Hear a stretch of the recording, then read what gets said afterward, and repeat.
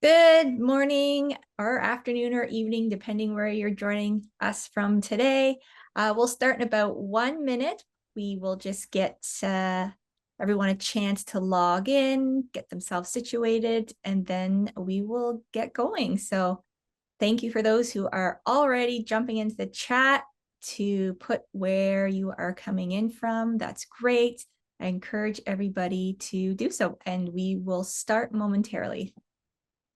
Hello, Ramesh. Good to have Ramesh Sharma in with us, and Bo and Dongping and all of you. We had 68 sign up. A lot of you at the last minute, so thank you for doing so. Got people from Hawaii, thanks. We have people from Afghanistan, from Kabul. We have folks from Indonesia, 5 from Singapore, we've 5 from Thailand, 8 from Singapore, 1 from Indonesia. Thank you very much. Charles Regaluth, Sung Hee Yo, great to have you here. People from Indiana, okay. This is wonderful. We'll get started in just a second. My slides were changing up till 4:30 this morning, so there'll be new ones posted and I will send the links to those. So. All right, well, we have 2 minutes after the hour, so we'll get started. Just wanted to say a quick hello and welcome to everyone. It's so wonderful to see participants joining us from all around the globe today. Thank you so much for taking the time to be here. On behalf of Contact North, I'm pleased to welcome you to today's webinar, How Faculty Can Harness Generative AI for Enhanced Learning, Part 3. Generic to specific. The other 2 parts of this webinar, part 1 and part 2, you can find on our teachonline.ca website. If you want to review those, I'll put the link in the chat momentarily. My name is Sarah Govero. I'm the director of teachonline.ca and the online learning news at Contact North, and I'll be your host for the session.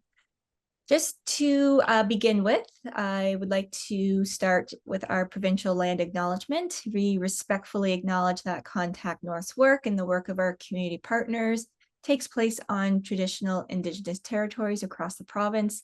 We are grateful to be able to work and live on these lands, and we express our gratitude to the First Nations, Métis, and Inuit peoples who have cared for this territory since time immemorial and who continue to strengthen communities across Ontario. Just a few housekeeping notes. So we are using Zoom webinar today, so participants' microphones and cameras will remain off.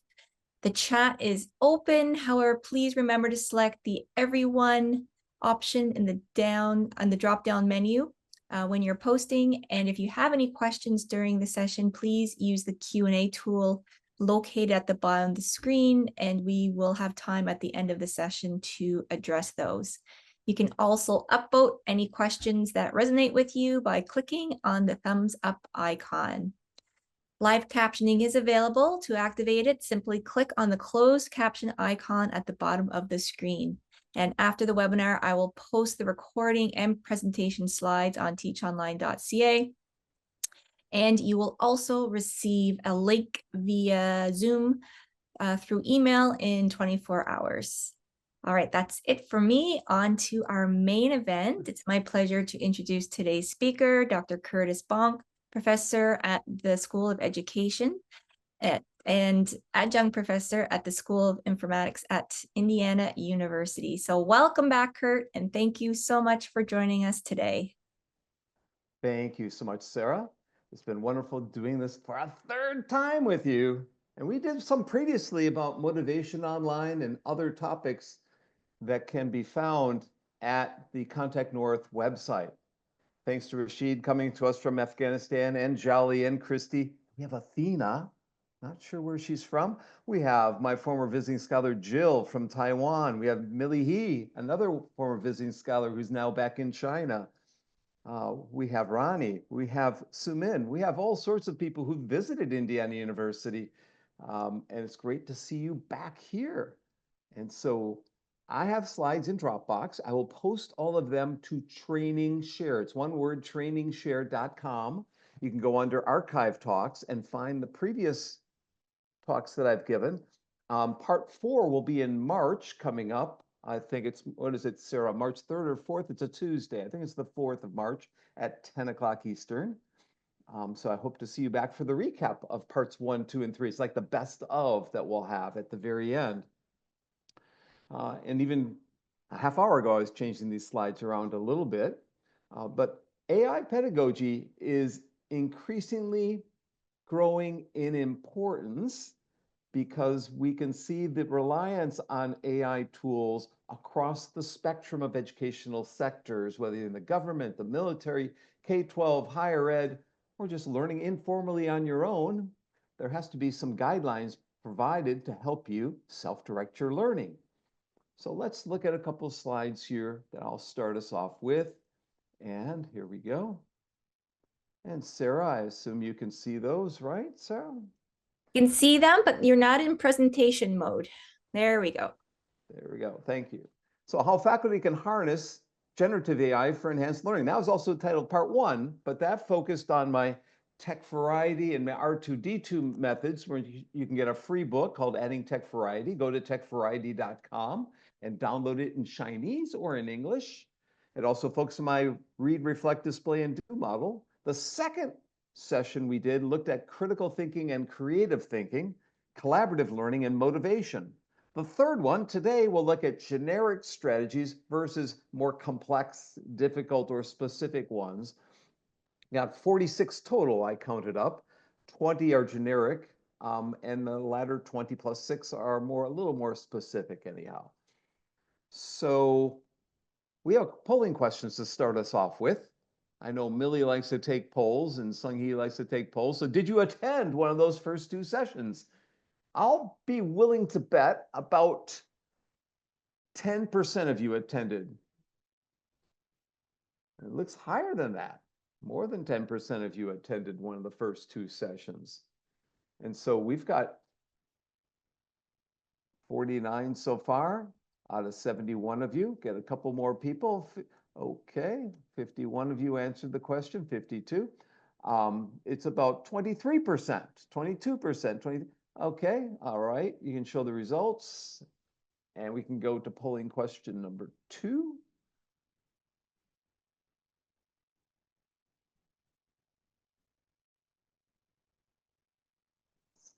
Oh, I can go to my polling question. Have you ever used a generative AI tool or platform on any of the formal, informal learning for learning? Okay.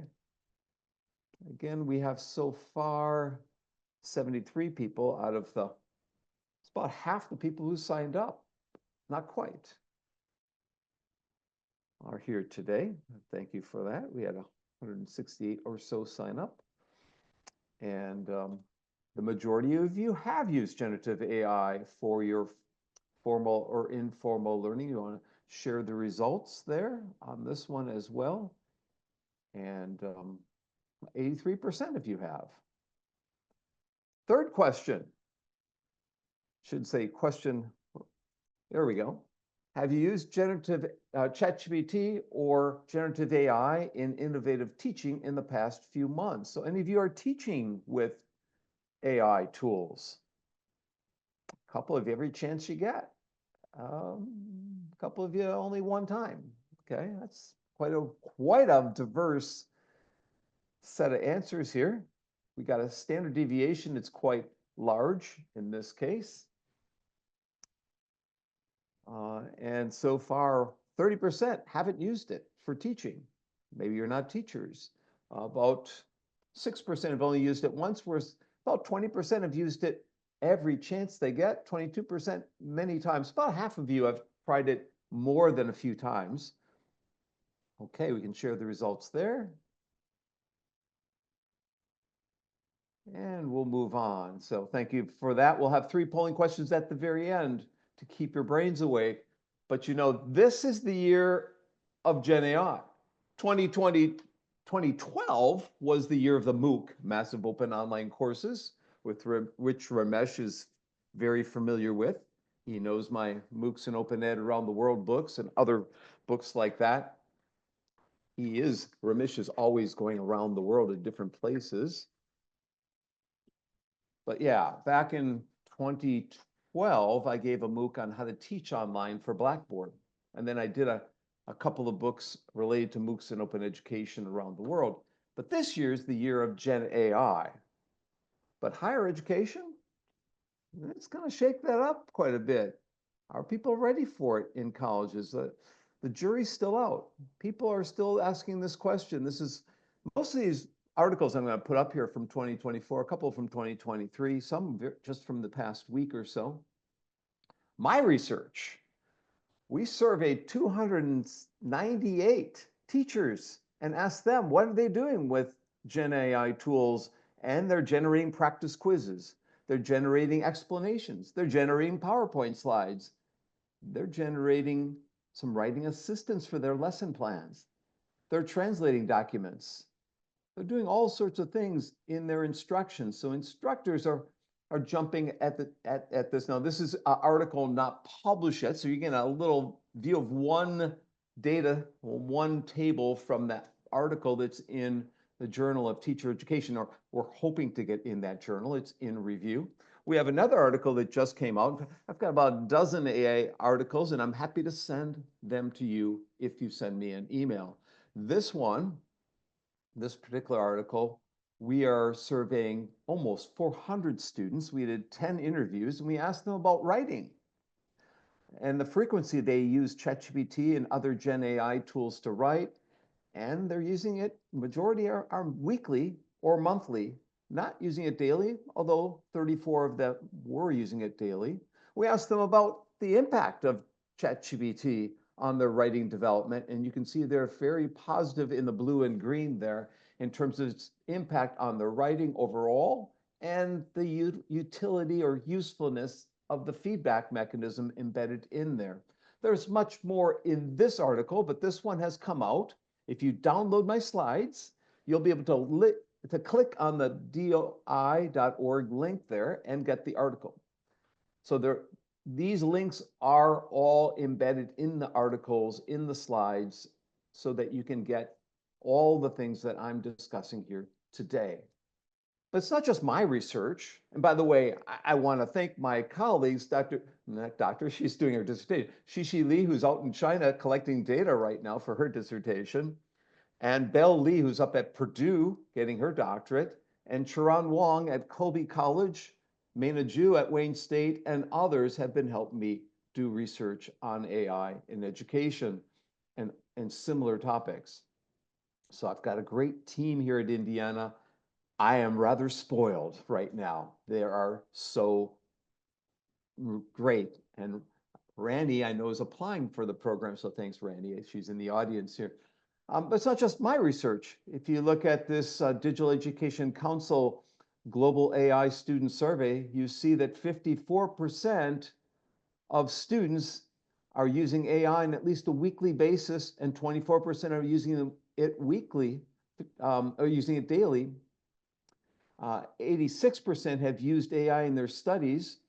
So a lot of students are accessing and utilizing AI, Gen AI in particular. What are they doing when they access?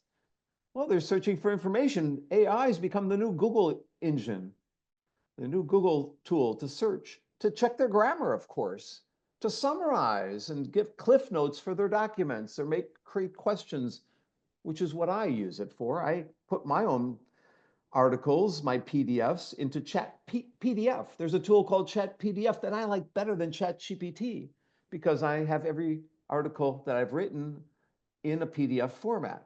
So it will summarize my articles, it'll create questions, it'll compare and contrast, and all sorts of things. Now we have tools like Notebook LM that will let you create a podcast show based on your article, which is rather cool.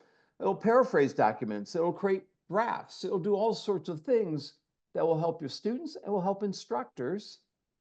And if you look the shift from 2023 to 2024, it's dramatic in terms of students who have heard about ChatGPT and Gen AI tools. So awareness goes up, As awareness goes up, experimentation happens. As awareness goes up, resistance goes up for some faculty. We move from awareness to resistance to understanding to doing something to sharing what we're doing and advocating. There's a developmental process or stages to the utilization of any technology, whether it is immersive technologies or MOOCs or ebooks, or in this case, generative AI. Again, they asked in the survey here in August 2024, what did you use ChatGPT and other generative AI tools for? They had a similar population, almost 500. A learning aid, rewording questions, clarification, very important. Explaining, giving us examples, showing us something. Writing an assignment, 30%. Hopefully not writing an assignment and turning it in, but maybe changing and using it as a draft as an example. Writing the full assignment, only 5%. In fact, our research on ethics, we have another study of ethics, and the students we interviewed are rather hesitant to use ChatGPT or any AI tool, anything, because they're worried about plagiarism and ethics and copyright. And also, we were surprised the hesitancy of students that we had in our survey. Now, they were probably Indiana students who are very, very good students and don't want to cheat and so forth. Now, I think they were global in that particular study, Charlie. I know Charlie's a former instructor at IU, and he had agreed with me that we have very ethically minded students here at Indiana. And hopefully the same holds true around the world. And Charlie's probably laughing to himself over a cup of coffee. Don't spill that coffee, Charlie. So we crunched the numbers here in eCampus News. Another article that recently came out in August, 82% of students say they've used AI technologies in this study compared to 58% of secondary or high school students. 2/3 of high school and college teachers, however, say they use AI technology, and the students are using it for research. So are teachers in high school, especially to summarize, generate study guides, to help one learn better. The goal is to help learn better, to be an augmentative tool, right? And so students in this next study from the Morning Council are saying, these are community college students, I believe, by the way, they're saying that it's helping them get better grades. They're doing better in their classrooms because they have some advice, they have some guidance, they have some examples. And so 60% of students are interested in trying new generative AI tools, according to this survey. 51% of students last spring said generative AI helped them get better grades, a 4 percentage point increase in getting grades. Students said, I feel more prepared. I feel prepared for class. Even Dr. Bonk's hard class or Dr. Regulus' really hard class, I'm more prepared for that. My classes, my exams, it's a study aid. It's a study tool. It's an augmentative tool. And that's what people envisioned for AI back in the day. Half of the people in 1950, 55 who envisioned AI, including John McCarthy and others who coined the word artificial intelligence, half of them went the route of AI will replace teachers. The other half said AI and other tools that we develop will be cognitive aids and be augmentative, be helping one's working memory, for instance, and be there if we need. And I am in the latter group. I look at all technology as a possibility to enhance, to extend, and maybe even transform or revolutionize what I do, but it's still my work. I'm adding to, I'm making it better, I'm refining, I'm doing other things that I wouldn't have done that would have been impossible previously. An article that just came out last week in Inside Higher Education, I got it right here, is called A Gen AI for a General Purpose, Pedagogical Innovation, ? And these people who wrote for Inside Higher Education said it's only an innovation if it offers educational equity, it helps student retention, it helps students persist, it gives them a sense of belongingness, it helps their learning outcomes, it helps for students to be more engaged in the process, it helps for efficiency in learning. And they cite an article that's not published yet, that's in draft form, but it found that students who used AI tools, physics students, 250 of them, who used AI tools as a tutor, did better than students in an active learning classroom, significantly better. But again, this has not been accepted for publication yet. I just thought I would put that up there. At the same time that article came out, this was just last week, November 25th, another article was in Inside Higher Education. Now, Inside Higher Education is free. So sign up, you get so many articles free a month. It's out of Washington, D.C. I've been reading it for decades, I believe now. They have a second article by my friend Stephen Mintz from University of Texas at Austin. And he talks about historical uses, because he's an historian. He looks at how we can transform history education by making it more immersive with Gen AI and other kinds of tools. So historical simulations and role play. AI could be used primarily to get more sources to create immersive experiences so that students can be in recreations of something that happened in time. Or AI could link historical documents together from literature, art, and other parts of society, so we can understand them in new ways from a different dimension or different perspective. AI could generate themes and maps and concept maps to show trends and issues that might not be seen from reading one article or one book. It can grasp things at a more macro kind of level. It might be able to do a textual analysis to look for common patterns and themes and phases that we go through as a society over time. AI could offer feedback on student interpretations of those themes and macro contexts that they might come up with in their papers. It might look at the credibility of the sources that students are relying upon for their papers and point out the flaws in their reasoning.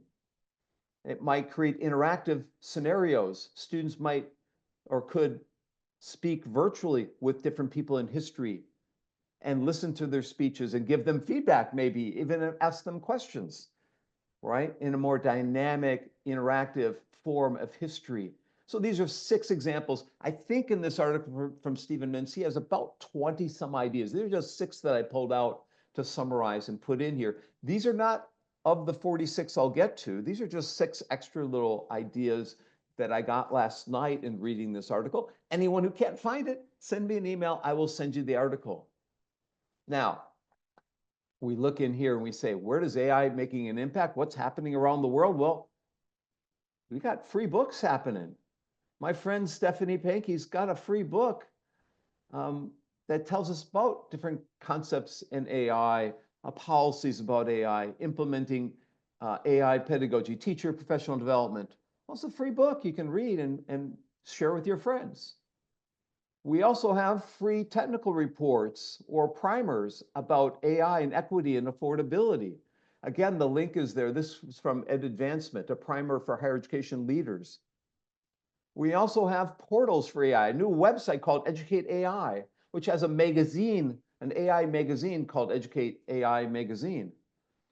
So you can get all sorts of articles and community resources shared at the K-12 level, school level, as well as at the higher ed level, and podcast shows and other things at this portal.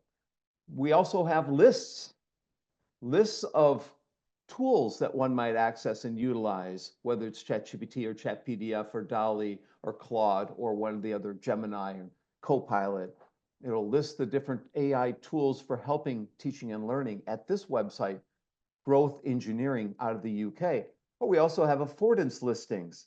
My friend Helen Crompton from Old Dominion University wrote an article in Tech Trends where she talked about all these different ways in which teachers and students are using ChatGPT, whether it's to give personalized feedback and tailor the feedback. I know Dr. Regaluth, who's in the audience, one of the most famous instructional design professors in the world, has talked for decades about personalizing learning, about offering tailored instruction. Helen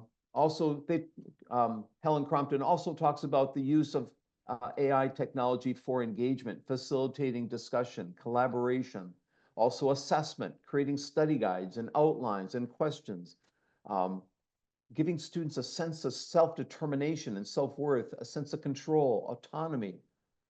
these are among the many, many ways AI is making a difference. Some are creating tutorials to explain what AI is and how it can be used effectively in one's classroom. Some are creating free classes, like these folks at the University of Helsinki called the Elements of Free AI online course. I do not know how many total have taken it now. This is as of July, over 1 million people are learning about the basics of AI. They're doing a service to the world, my friends in Helsinki, a great place to visit, great country to go to in July, anyhow. May snow in May, definitely snowing now. It's always a great country to go to. Also, going south in the US down to Arizona, my friend Punya Mishra is my podcast partner. They have a new generative AI training course that they're enrolling. Over 1,000 university students took that course last semester. Imagine teaching a class with 1,000 students in it. Everyone wants to learn about AI.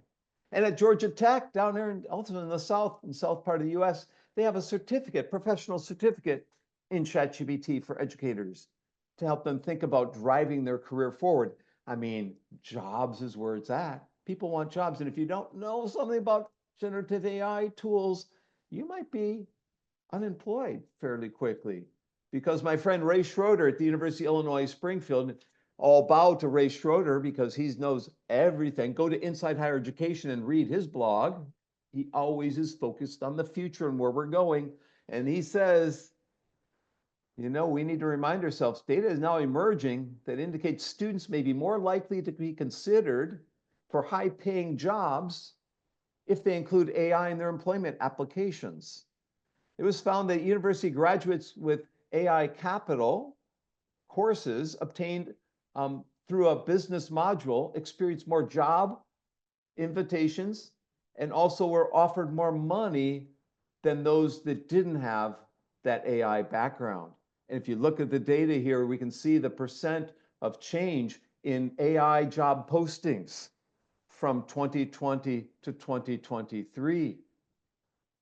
And if you look, just open up the Chronicle of Higher Education or wherever you are, the Guardian, and you look at what's asked for in the job postings, it's AI, AI, AI, AI, AI. Sarah said if I said AI 4 times, you give me good evaluations, so I did. I took you up on it, Sarah. But it's not just Arizona State and Georgia Tech and Helsinki. It's also folks at Harvard. My other podcast partner, Dr. Christidi, is at Harvard, where they have guidelines for Gen AI tools. I'll get back to Harvard near the end here. I noticed, Sarah, we're about halfway through. I'm about halfway through. That's good. Yeah. Okay. Good. Okay. Gen AI tools. Johns Hopkins has some guidance for people. Great website. Just explaining what Gen AI is and the bias and ethics around Gen AI and how to utilize Gen AI and all sorts of things. That's so Harvard, Johns Hopkins. We also have MIT telling us a bit about guidelines for creating study guides and rubrics and learning objectives and exam questions and survey questions, all sorts of things that one can do with Gen AI to help you as an instructor to teach better and make it more engaging, creating analogies between concepts and metaphors and so forth. If we go up further north from MIT and Harvard, we get up to Dartmouth, who talk about some advice that they have at teaching with Gen AI tools. And I like the Dartmouth. Maybe if I had a bias, I would say go to the Dartmouth site. It seemed to be Dartmouth was getting a jump on others. So just try it out, test it, see what happens. You know, try and embed in activities if you utilize AI to force students to better reflect on what they did and what happened as a result. And I'll get back to that later on because I'm using AI and having students purposely use AI, but I have them do meta reflection, metacognition wrapped around it.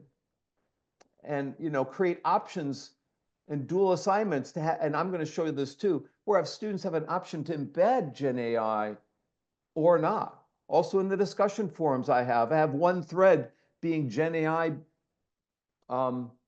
led. The Gen AI tool actually creates the discussion threads and then we all comment and respond to it.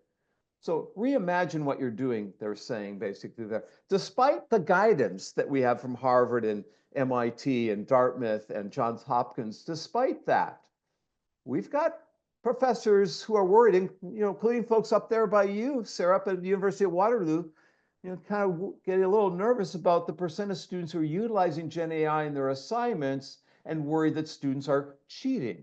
Now, if you're worried about cheating, I'm not including too much on it here today in this talk, but I'll recommend the Chronicle of Higher Education because they've had a series over the past couple of weeks on addressing students who are cheating in the classes. So there is definitely an uptick, and some of the activities I'm going to talk about today will hopefully give you an alternative to students cheating, but having them utilize it in an effective way. But this teacher in Waterloo, up there in old Canada, he says, I'm devastated. I've been teaching for 17 years, and all of a sudden, I'm trying to be caring and creative and competent instructor, but now am I grading fake papers? How can I be assured that it's really the student who wrote that paper? Well, this article that came out in the Chronicle of Higher Education 2 months ago talks about how to make AI part of the assignment, how to, make it embedded in one's classes. And they had 5 potential categories, including using AI to generate ideas, a starter list, a brainstorm list, have it use it for generation, idea generation. They had students evaluate what AI generated and expand on it and refine it. Have it be an initial search tool to summarize some articles that they might include in their final papers, or having it be a planning aid to create a timeline or a script, have it plan out their whole semester or organize their assignments in a logical sequence of some kind. Or maybe have it be a content development kind of aid and have it create starter texts for different paragraphs you're going to write, or refine a paper at the end and just like Grammarly, give them suggestions on what they could improve. Once they've done that, it says we can create templates for reflection on what they did, short reflections on what worked and what didn't work. What sparked their creativity, what overcame writer's block for them, procrastination for them, maybe. This professor at Waterloo, again, the Canadians are very interested in it too, not just people in Singapore and, Indonesia and Thailand and India. We have people up in Canada. We have quite a few people. I think the majority of people are from Canada, right, Sarah? Yeah, sorry, couldn't find my mute button. Yes, the majority from this session are in Canada. Okay, thank you all for coming from Canada. Of course, you're getting all the lists from Contact North. They're one of the best organizations in the world, and you should subscribe to Contact North. There is a website where you can link in and get their free articles, their free podcasts, their free, they have conference lists, but of course, the webinars are the best part. This professor says, ways in which I decrease student cheating. Well, one of the things you can do, these are basic things we've always thought about. You have open book assignments and open note assignments, and collect student writing the first week of class so you can establish a baseline so you know when they've perhaps are writing differently with Gen AI tools. We have that first week's writing sample. Avoid fill in the blank and multiple choice and publisher test questions and things like that. Make it low stakes. Actually, the authors of this book, Teaching with AI, which is the best of the 3 books that I brought with me here today. The other 2, they're okay. They're just basics. But anyway, I'll come back to that. The authors of this book say, use low stake assignments, smaller assignments, shorter assignments, flexible deadlines. Develop better assessments and be more transparent about them. Use more peer-based learning, collaborative and peer assessment techniques. Okay. Enough said. The other trend that's been happening lately is video. We're moving from an age of Wikipedia to Videopedia, and AI is accelerating that. And you look at the quality of pictures over just the past couple of years and what's to come, you see there's a push towards video development tools, AI as a video generator. And there's a new tool that's not come out yet, but we've seen best case examples of it. It's called Sora. And there's videos showing Sora in action, whether we're creating your own mini movie of sorts. In the left-hand side, people walking down strolling down the streets. On the right-hand side, the astronaut there on Mars. These are created with just verbal prompts, just describing and saying, I want a gentleman sitting on a cloud reading a book. And AI will generate that image and that sequence, that video sequence for you. Or I want to drive along the shores of southern shores of Australia, right? And AI will generate that. I want to see a gentleman bring a bowl of milk in a giant cathedral completely filled with cats, and there are cats everywhere you look. A man enters the cathedral, bows before the giant cat king, and sits on the throne. Now, I have the whole video here, but I don't have time to show these videos, but it's pretty dramatic, actually. With Zoom, if I click here, you won't be able to see it anyway. So I'm avoiding that, but here we can see the video image of mammoths. Giant woolly mammoths approaching a snowy meadow. Their long, woolly fur lightly blows in the wind as they walk. Snow-covered trees and dramatic snow-capped mountains in the distance. Mid-afternoon light with wispy clouds, and the sun high in the distance creates a warm glow. So it can produce such things. Or a woman walking, a stylish woman, no less, walking downtown Tokyo filled with warm, glowing neon and animated city signage. She wears a black leather dress and a long red dress, a black leather jacket and a long red dress and black boots and carries a black purse. She wears sunglasses and red lipstick. She walks confidently and casually. The street is damp and reflective with the colorful lights, many pedestrians. This is pretty crisp image, but there's some flaws in all of these that get pointed out. But anyways, this is where we're at today with video generation. I want a video of two pirate ships battling each other inside a cup of coffee, no less. It's pretty incredible. I want to look at an animated scene featuring a close-up, short, fluffy monster kneeling beside a red candle. The art style is 3D and realistic, with a focus on lighting and texture. The mood of the painting is one of wonder and curiosity as the monster glazes at a flame with eyes wide open and the mouth open too. Its pose and expression convey a sense of innocence and playfulness in exploring the world around them. Warm colors and lighting further enhance the cozy atmosphere. It's pretty incredible. And this is what's coming for all of us to be able to utilize in the near future.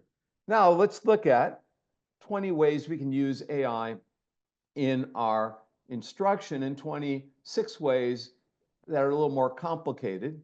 In my classes, I have AI options. Instead of having students generate 3 cases and solve those case problems, I suggest that they have ChatGPT or Microsoft Copilot generate the 3 cases and write up a solution, and then they write a paper critiquing what AI produced. Or instead of having students do research digs, as I call them, finding a dozen or 2 dozen or 3 dozen articles and summarizing them, and then turning in a 2 to 4 page paper about what they found, instead having ChatGPT find 15 or 20 articles and maybe even compare their summaries that they're writing to what ChatGPT summarized and created. Instead of writing a 3-page single-spaced paper where they evaluate the concepts in my class for their job setting or preferred job setting, I have them create that paper, but have ChatGPT also write a similar paper and compare the output of both against one another. I'm calling these brave people options. Instead of having students summarize the discussion forums or summarize the lectures or summarize the course, the adventurous students in my class ask ChatGPT to generate a super summary, and they compare their summary to ChatGPT and see where they were deficient or what they might think, what they hadn't thought about in the class that they could now include, and maybe create a study guide from it for next year's students who are taking my class. Or instead of having students do a day in the life of an expert. Like I said, Dr. Regulus, the #1 expert in the world in instructional design, and he came to my class this semester. Instead of having the students explore his life and write a paper on him, I'm having adventurous students ask Claude or ask ChatGPT to generate a fictional dialogue between 2 or 3 experts in the field and have that be their focus of their reflection papers. This book, 80 Ways to Use ChatGPT in the Classroom, by a person whose last name I can't pronounce. It's Stan Scrubut. Came out a year ago. It's a very simple tool, as this talk is from simple, generic to more complex. So students might reflect on a topic and share it with their partner in a think, pair, share session, but then query ChatGPT and discuss their findings before sharing with the class. So instead of just talking to a partner next to them, sharing with the class, they could query, after talking to the partner, query ChatGPT for his or her opinion about the topic and feeling more confident before they share back with the class because they have their partner's opinion and the technology's opinion. Predict ChatGPT responses. Integrate ChatGPT into a class activity before pressing return on a question posed to ChatGPT. Have students predict what ChatGPT will say, and then hit the enter button and see what ChatGPT has come up with. Simple things. List generators. Have ChatGPT create a list of books to recommend, or interview questions, or icebreakers, or course guidelines, and then have the whole class engage in discussions about those lists, about those reflections. Writing feedback and assistance. ChatGPT or other generative AI tools might assist student papers and essays to identify areas of feedback or potential improvement. Feedback might be offered on the grammar, wording, content, and overall ideas, and then we can discuss and reflect on what kind of feedback they were giving on the papers and have a group conversation on the feedback, on the errors, especially in language classes. Language discussion partners. Have students engage with ChatGPT or other Gen AI tool to help discuss new topics or concepts and process the activities at the start or end of a class. I'm doing that in my classes, and having the discussion threads be embedded with AI advice, lists, and other things. I actually have 2 discussion forums now, one that's all human and one that's AI augmented. And I often will go as the instructor to the AI augmented. I want to see what that forum is discussing. It makes it rather interesting. Icebreakers, just having, hey, ChatGPT, can you come up with a few icebreakers for my learning design class today? I've run out of things to start with. I'm not sure how I'm going to start. And you can generate a list of possible icebreakers. Simple. These are simple things you can do. Gen AI might translate articles or blocks of text into a target language in an English class or Chinese pedagogy class or some other type of class. Then have students critique the output, noting the errors that ChatGPT made. It's not foolproof. Have students then work in teams to improve or rewrite, enhance what was generated. ChatGPT could be used to create a document, an essay, a plan, a report, and have students create a rubric or a checklist to evaluate it. Instead of their work being evaluated by instructor, have ChatGPT's work evaluated by students. They're getting some skills in quality control. They're starting to look at what's the refinements, how it could be improved, how it could be enhanced. Question and answer sessions, as I mentioned, you could have a Q&A session where the instructor answers students' questions. And then we turn to ChatGPT and ask ChatGPT, well, what do you feel about this, ChatGPT? And the instructor says, wow, what's okay, yeah, I have to. So then they give the instructor a chance to amend his or her answer after hearing what ChatGPT says. It's not quite putting the instructor, on the hook, but in some ways it is. The instructor's got to, be a little more of a risk taker to try this one out. You got to have a little bit thick skin to try this one out. So make sure you have thick skin, all right? Okay, here's debate assistance, having students turn to ChatGPT or ChatPDF, Claude for help with their debate counterpoints and arguments and the rebuttals and so forth. Maybe you make it available only after a certain amount of time or at a set time within the process of the assignment. Maybe not at the beginning, maybe wait a while on that one. And, instead of students blogging on things, you might have ChatGPT weekly blog on the articles, or have your TA create a ChatGPT blog on the articles and have students compare their reflections on the articles to what ChatGPT produced. And then write final reflection papers comparing and contrasting those things. Oh, another book, ChatGPT for Teachers, AI in the Classroom, Harnessing the Power of ChatGPT for Effective Teaching. Again, this came out about a year ago, and I'm not sure if I can pronounce the name Pacifico Zenzara. Pacifico Zenzara, not sure where he or she teaches. I think this is a self-published book. Anyways, they create interactive, he's suggesting creating interactive lessons like historical scenarios that Stephen Mintz mentioned earlier in Inside Higher Education, or simulations, or science experiments, or creative writing prompts, or cases that I mentioned. Having you use these tools to generate content that will make your class more engaging and enlightening and interactive and collaborative and all the things that we've been talking about from a learner-centered point of view. ChatGPT can be an assistant, an aid in that process.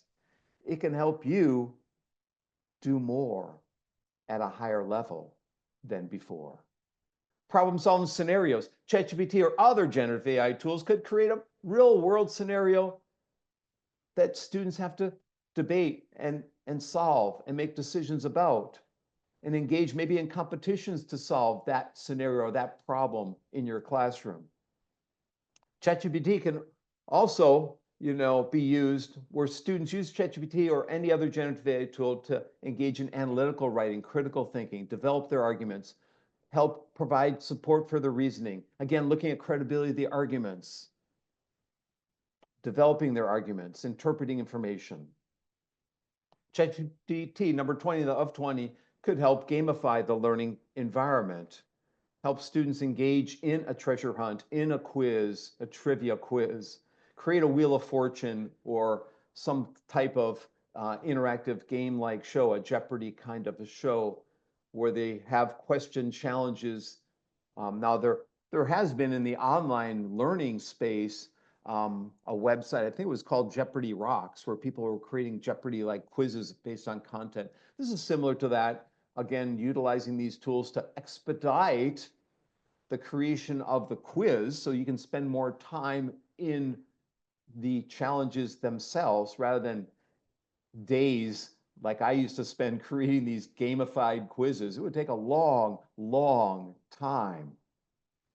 Okay, now, not all the next ones are specific, but I had a cutoff point. So I'm going to more specific, especially at the end when we get to Harvard and we get to my own classes, actually.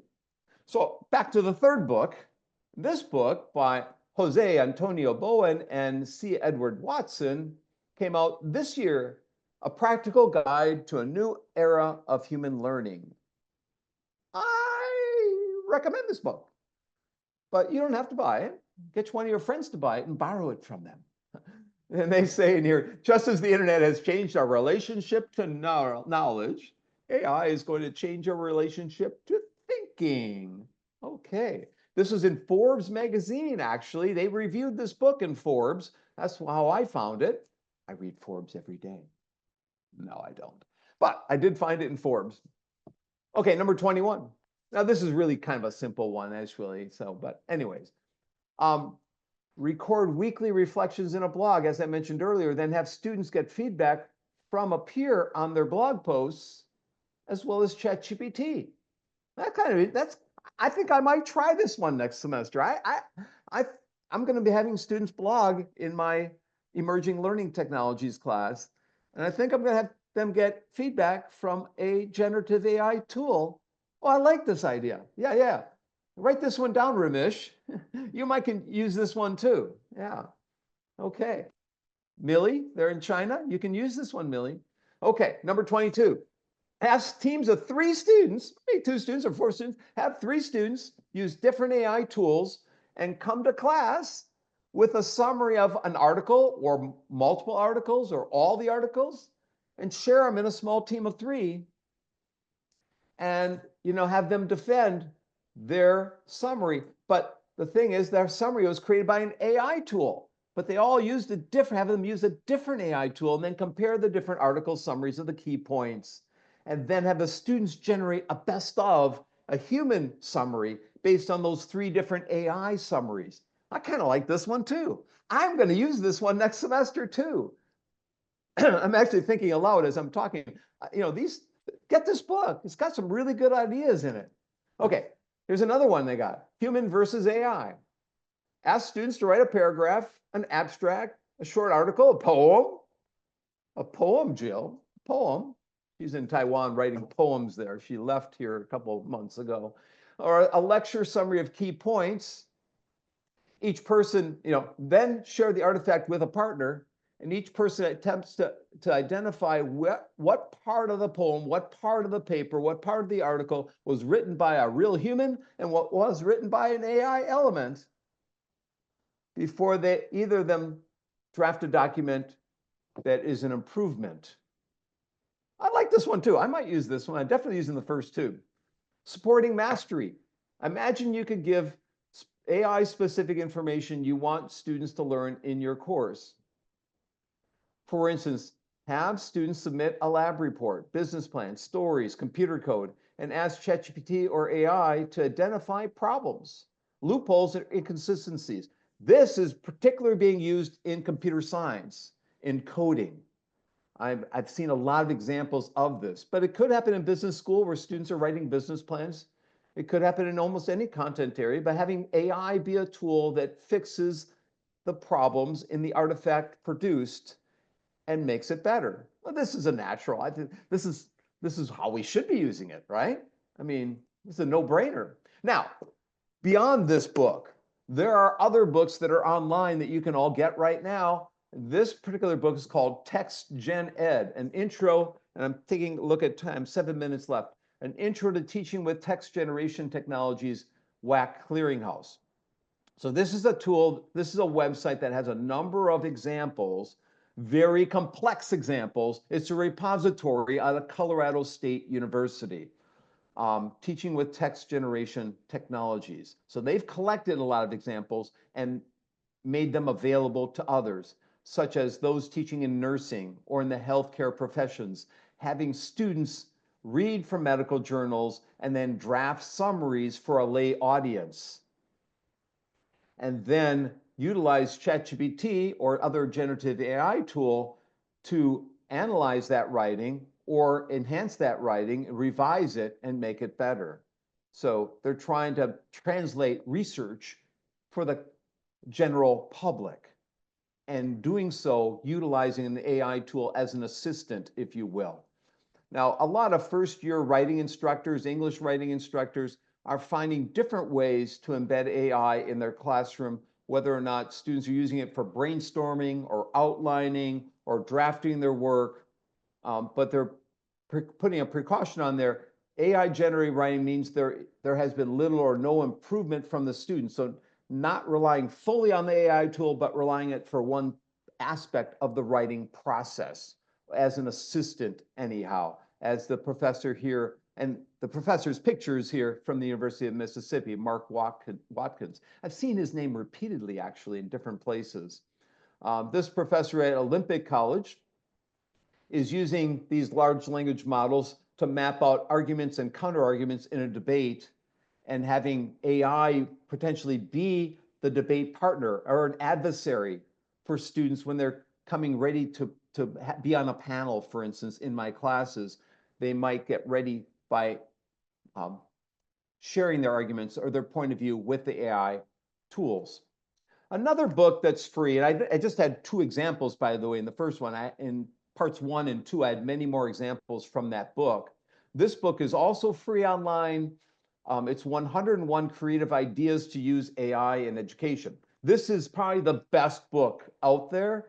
It's out of the UK, I believe. I don't know if anyone here from the UK, Sarah, but this one I'd recommend. It covers a lot of different topic areas. It's very, very short. They're short summaries and very, very good. You know, whether you get ideas to foster student-led discussions with AI-generated prompts, like this professor is doing from the University of Bangor University, and so they're having AI help students focus their discussions, nudge them to go further, more deeper into their discussions, or creating mock job interviews or job criteria and having students apply for jobs and interview for jobs with the AI-driven authentic assessments, as she's doing also in her class, the same professor there at Bangor University. Or this professor at University of Nottingham, who's supporting student revisions by having the Gen AI tool create flashcards and tutorials and glossaries and referenceware and revisionary guidelines for the class. Or this professor at the University of Leeds is more on the creativity side and having the Gen AI tool create mashups. So you're juxtaposing one image against another image or one text summary against another text summary and looking at the intersection thereof to generate new ideas or new art in unique combinations with what we call morphological synthesis, which I don't have a lot of time to elaborate on. Or as this professor at Edge Hill University is doing in his classroom there, he says, we now have access to multiple applications to generate text in our images with Bard, with ChatGPT. Getting different software to respond to the same prompt can be used as a stimulus for discussion. So they have different software pieces, different software tools or platforms respond to the same question, then that students compare the two different answers and critically analyze and discuss it. This professor at the University of Chester, I've not been to Chester. I don't even know where Chester is in the UK, but he or she she's using it to have students refine interview questions for their guests. So I had Dr. Regaluth as a guest this semester. I could have used ChatGPT to generate questions. Last week, I had his writing partner, Dr. Yoon Jo-An, from North Texas, University of North Texas, in my class last Monday. I had ChatGPT generate questions for her that I asked her in the 1 hour and 15-minute interview that we had. I highly, highly recommend this because as an instructor, oftentimes you're not really sure what you're going to ask the guest, and it becomes a kind of a TA, a teaching assistant for you. My colleague in Turkey, Araz Bazkurt, uses Gen AI tools to create comic book creations that teaches basically the content of the class. Articles, research books can be boring for students, but if you can put the concepts in a comic strip of some sort, it might enliven the content in some way, shape, or form. And I see I have a couple minutes left here.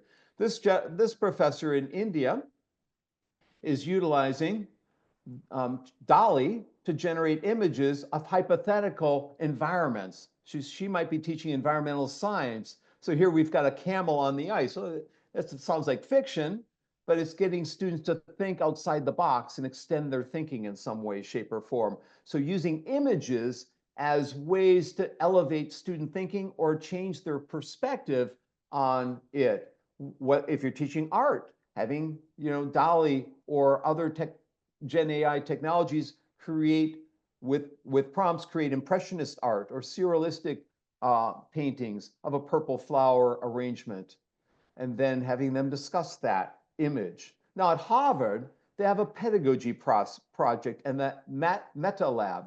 And at the Meta Lab, Sarah Newman is the director, and they have searchable assignments integrated into AI syllabi for examples of how you might use AI in your classrooms. I highly recommend this website. I don't have much time left here, but I'll say that go to this website and just take a look at how they're using AI in the classrooms, and they've tagged it. So if you want to foster critical thinking, if you want to foster AI literacy, if you want to foster ethics or discussions on ethics, or literature or poetry. They've got useful tags in there. And you can see the examples, whether it's having students identify the fake images among three, where ChatGPT can create fictional images, and having students in an art class or in whatever discipline she happens to be teaching look at and find that, or having historical interviews of different characters in history and having conversations with them, and enhancing students' literary analysis skills, or having students reflect on human versus ChatGPT generated assignments. Write a page or more reflecting on the following questions of choice, at least 3 quotes from any relevant documents, and we're comparing then what humans are, again, this is a common theme, compare what students are developing to what ChatGPT has developed. Explore and reflect on the future. Prompt the AI to generate an action plan for the future of a student's career and where they're going, and plan it out. Whether it's applying for internships or university applications like Randy's doing now, or setting career goals like early career people might be doing in the audience here, having this AI tool help you in your career decisions. Or prompting use of generative AI tools to create a visual depiction of maybe the student themselves in history, having them be embedded in history, and then writing a text as if they were a character in history, and have it create a visual depiction of that character, of that key figure, of that culture, that location, and that political climate. Having students do error correction in what ChatGPT or other tools like Gemini have done. Write a fictional paper, inaccurate, discussing human pollution on the Mississippi ecosystem that attributes the effects primarily to fallen space debris. And then have students analyze and look at the paper. So having a incorrect text be produced and having students analyze it. AI for case-based learning, having students read a case and solve a case from different perspectives. I don't have much time here. Having students do problem-based learning based on something that's happening on campus that might be a mental health issue in a psychology course, and having them present documents that would address that particular problem or that issue, and so forth. I had my students this semester do a final assignment where some of them use synesthesia, I can't even pronounce it, for their final projects, creating an AI in education tutorial.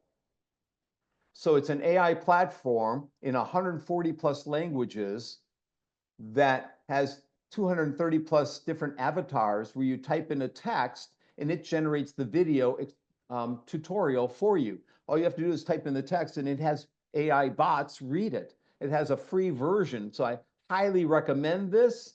You can download my slides and take a look. I also had students who created a podcast using Notebook LM. One of my students created a press book, a free book called Teaching Across Cultures, a pedagogical guide for online faculty in higher ed. At the end of page 1, she had a podcast, had AI tools discuss the book that she created. I think it's genius. Her name's Kirsten Eberts. I don't know if Kirsten's here today, but she not only created a free book for the world, she created a podcast show discussing her free book using Notebook LM. So I highly recommend taking a look at these 2 tools, Synesthesia and Notebook LM. I used Notebook LM late last night to create a transcript or a chat discussion of this talk for me to think about my own talk that I was given. So final polling questions. How many ideas did you get from this session using ChatGPT or other Gen AI tools in your teaching? 1 to 2, 3 to 5, 6 to 10, more than 10? None? Bonk's an idiot. Go ahead. Oh, 10 people think I'm an idiot. Okay. 1 or 2. Great. Yeah. Okay, 1 honest person. Okay, thank you. Oh, we've got 41 out of 63. Can we get a couple more filling this one out? A couple more. Let's get a couple more. 65. Let's get up to 70%. Come on, come on. Okay, we might share the results there. Sarah? Oh, hold on one second. 37% more than 10. And another 46% 3 to 10. So the majority of you got at least a couple of items from this that you can use in your classroom. So that's the first polling question. Second polling question. How many ideas did you get from this session for your learning? So first one was on teaching. How many for your learning using Gen AI tools? And look at that. Very interesting trend here. At first, anyhow, immediate was, hey, I'm getting, 3 to 5. Kind of interesting. A lot of people, just 3 to 5, I can use my test. Very good. Interesting. So it's very distributed. Then wide standard deviation. Why don't we show that one as well, Sarah? So 25% said more than 10, but quite a few of you, just 3 to 5. That's good. That's great. 1 to 2. Nobody says 0 in this one. Everyone can learn with ChatGPT or Gen AI tools. So, okay, we'll stop sharing on that. Very good. Last question in here. Will you attend part 4 on Tuesday, March 4th at 10 o'clock? Yes, no, and maybe. Okay. Yes, no, and maybe. Wow, look at that, look at that, look at that. Whoa, okay, can we get 42? Can we get 43? 42 once, 42 twice, 44, 40, we have 44, we have 45, 45, 50, 50. Oh, we got 44 people. We share the results. Sarah, 72% of you said, 80% said, yes, you're coming back. All right. And I'll promise to have something like a gift to give away at the end. If all you are going to come back, I should have something to give away. Maybe I'll some chocolates I'll send to your country, wherever it is around the world. I will, wherever you are in the world, even Afghanistan, I will try and get it there and deliver whatever it is that I bring. And 20% said maybe. So nobody said no. Nobody said no. So come back, come back. Anyone have closing questions? And while we go to the closing questions, I'll just point out, I have that free book in TEC-VARIETY. I have free open access articles at Publication Share. I have a free course I have 3 books on my homepage. Just go to my homepage and download 3 free books. Motivating and Supporting Learners is the newest. Actually, Systematic Reviews of the Research is the newest from last year. But take a look. My friend Sanjay Mishra said, I like your TEC-VARIETY book. Let's make it better. Let's improve it. Let's come a new one. So he created a free class and an updated book called Motivating and Supporting Learners Online. I wrote with my friend Elaine Coe in New Zealand. Okay, I'll stop sharing there. So write to me. Write to me. I will send you all those articles. Oh, Bakery's here. Bakery's book has a chapter in my book from a long time ago. You're in this book, Bakery. MOOCs and Open Ed around the world. MOOCs happening in virtual Africa. Great to have you with us. So great. I'm sure there's other people I missed. Thank you, Vivian. Thank you all for your comments. Sarah, you have any questions there? We are over time. We'll do one quick question and then I'll wrap up. It's actually from Bakery. How do you deal with AI hallucinations and bias? I also want to give a shout out to Mahana in Singapore. Thank you for Mahana, right, Rotman. And thank you for Shajin Ko here in Bloomington, Indiana. How do we deal with bias and fakeries? So here's where peer activities come into play and maybe team evaluations and cross-team evaluations where you share documents that other groups have developed and critique the other group's documents.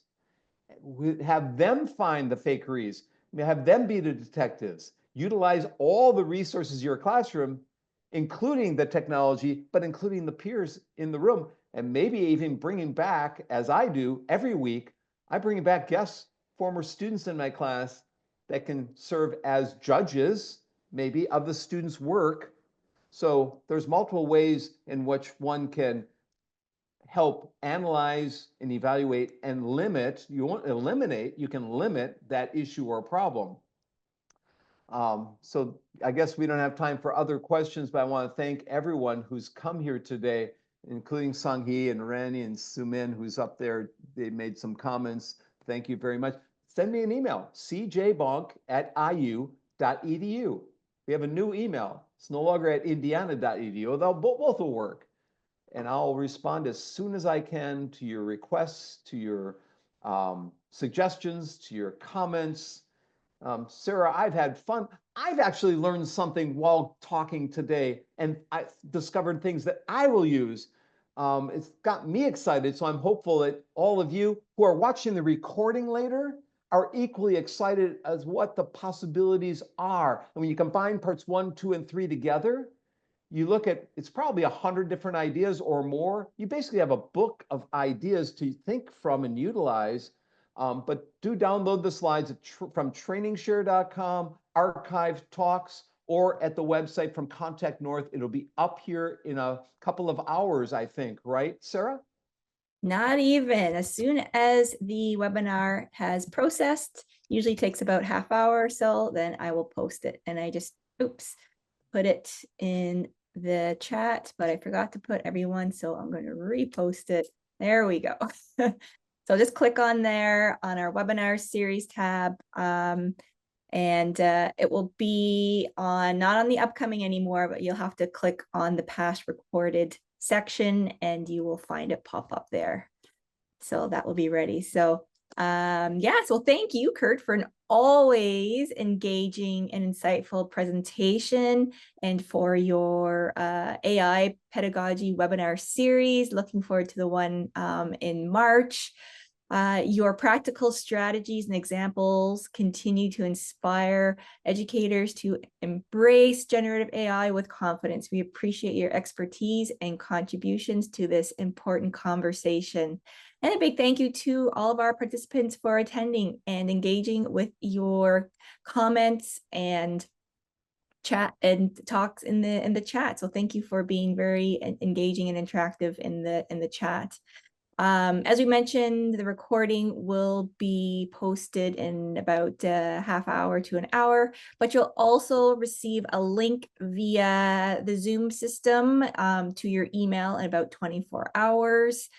And if you have any other questions or feedback, feel free to reach out. We appreciate your time and hope to see you at our next Contact North webinar, which is next Tuesday, December 10th at 11 o'clock Eastern Time.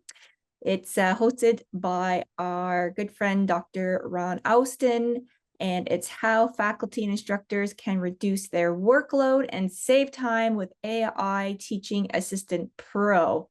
Always a good session with him. So I highly recommend that one. My good friend Ron Austin. Any session at Contact North is worth attending, so do attend them. I'm sorry to cut you off, Sarah, but Ron's a close friend of mine, and what he's going to teach you about the AI Tutor Pro and Teacher Pro will knock your socks off. So definitely attend that one. thanks. Thank you, everybody. Thank you for that plug. All right, everyone, have a great rest of your day. Thanks, Kurt. We'll see you later. Bye, Vivek. Bye, Wing. Bye, Millie. Thanks.